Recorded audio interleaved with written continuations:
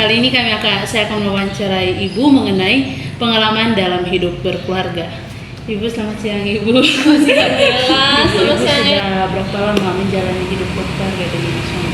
Oke, untuk berkeluarga karena kami menikah sejak tahun 2016, berarti sekarang ini sudah 8 tahun. Sudah 8 tahun. 8 tahun itu waktu yang sudah cukup lama Ibu untuk umur pernikahan. Nah Ibu, setelah 8 tahun pernikahan mungkin ada berapa anak yang Ibu sudah punya sekarang? Sekarang ini saya memiliki 2 anak, dua-duanya perempuan ya. Tapi jangan tanya yang ketiga yang keempat ya. Program. Ibu bisa tebak. Oh, pasti anak Ibu tuh pasti cantik dan imut seperti Ibu. Ya Ibu, setelah 8 tahun menikah, sudah punya anak, kira-kira momen apa yang paling berkesan dalam hidup berkeluarga yang Ibu jalani? Oke, kurang lebih ada kalau saya pribadi ada 3 yang paling berkesan dan itu tidak bisa dilupakan ya. Yang pertama, kami mengambil kehidupan berkeluarga itu dengan orang bilang LDR ya. Oke. Jarak jauh ya, berat ya. Jadi karena memang suami harus bekerja di kampung saat itu dan saya di sini dan saya masih berkuliah, sehingga mau tidak mau ya kami harus menjalani dengan situasi seperti itu. Tetapi ternyata momen seperti ini yang menguji hubungan kami ya, hubungan keluarga kami di antara kami berdua.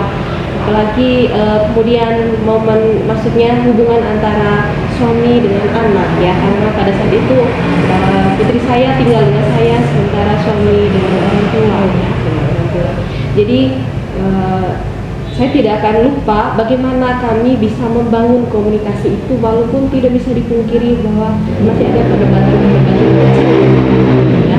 Tetapi dengan momen itu kami sama-sama belajar bahwa ternyata kami belum begitu saling mengenal ya, jadi momen itu benar-benar kami manfaatkan untuk bisa mengenal satu sama lain walaupun dengan keterbatasan.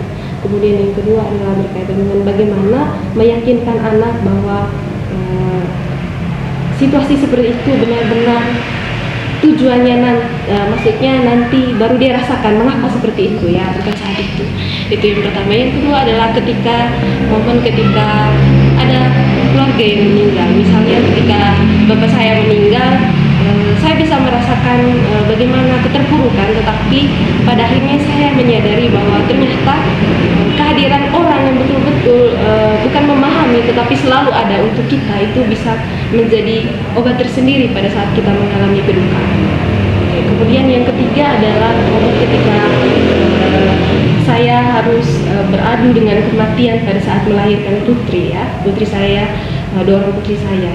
Walaupun suami saya tidak merasakan sakitnya, tetapi dia juga memiliki perasaan takut mungkin yang lebih besar dari saya ya, Jadi tetapi saat seperti itu bersyukur bahwa dia selalu ada. Jadi 3 momen ini ya menjadi momen yang sampai dengan sekarang saya tidak bisa lupakan ya, dalam satunya kehidupan berumah tangga. Saya tidak tahu ke depannya mungkin bisa ada momen lain. Tetapi untuk sementara ini bagi saya ya 3 momen ini adalah momen yang tidak bisa dilupakan dalam fase hidup berumah tangga. Berarti berat juga pas awal-awal nikah ini. Berat sekali. Kalau bisa jadi tadi awal-awal nikah yang long distance marriage itu jadi tantangan Ibu. Pasti ada tantangan lain dalam bahtera rumah tangganya Ibu. Kira-kira caranya Ibu selama ini menghadapi setiap tantangan itu bagaimana? Oke ya, baik. Sebenarnya yang paling berkaitan dengan tantangan dalam kehidupan rumah tangga seperti yang sudah disampaikan itu pasti banyak. Tetapi sejauh ini menurut saya yang paling berat sih untuk tantangan ya, saya omong dulu tantangannya supaya bisa sampaikan sebentar bagaimana solusinya.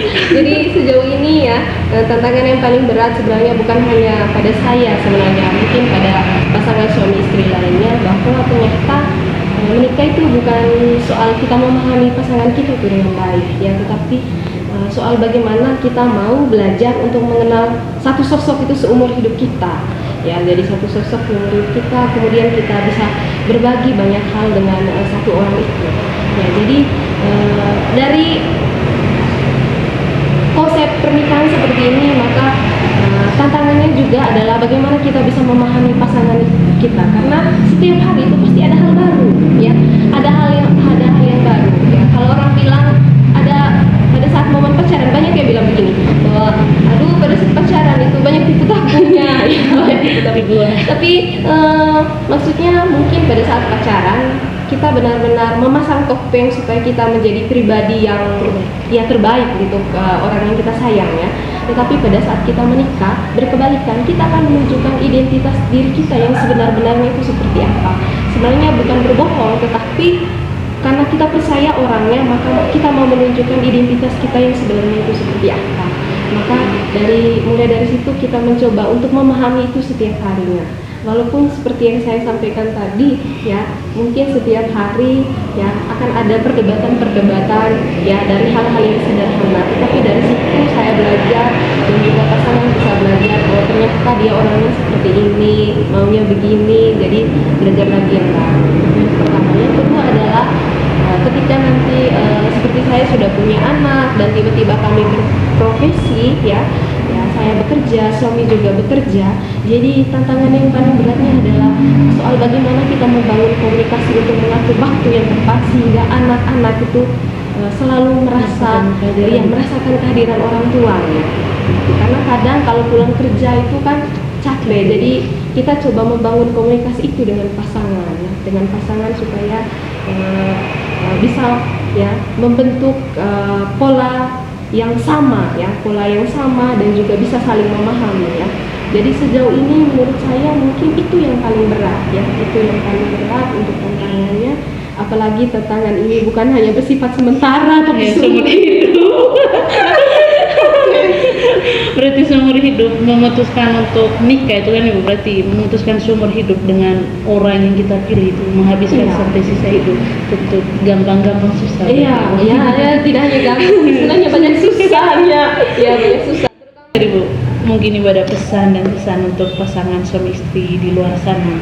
Jadi, ya, kedepannya bukanlah menjadi keluarga yang sempurna bersama dengan pasangan, tetapi saya ingin supaya orang-orang di luar sana juga bisa memesan prinsip yang sama seperti saya, bahwa pernikahan itu bukan soal Anda memilih orang yang memang benar-benar memahami Anda atau Anda memahami dia, tetapi kita memilih orang karena kita mau belajar tentang orang itu seumur hidup kita.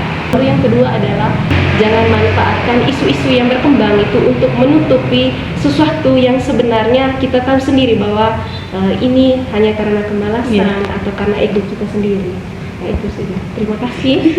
Berarti menikah itu Ibu timbal balik sebenarnya. Iya, hubungan timbal balik. Ya kan namanya pasangan, ya pasangan. Iya, orang bilang sepasang. Ya berarti lebih dari satu. Baik Ibu, terima kasih banyak Ibu untuk waktunya.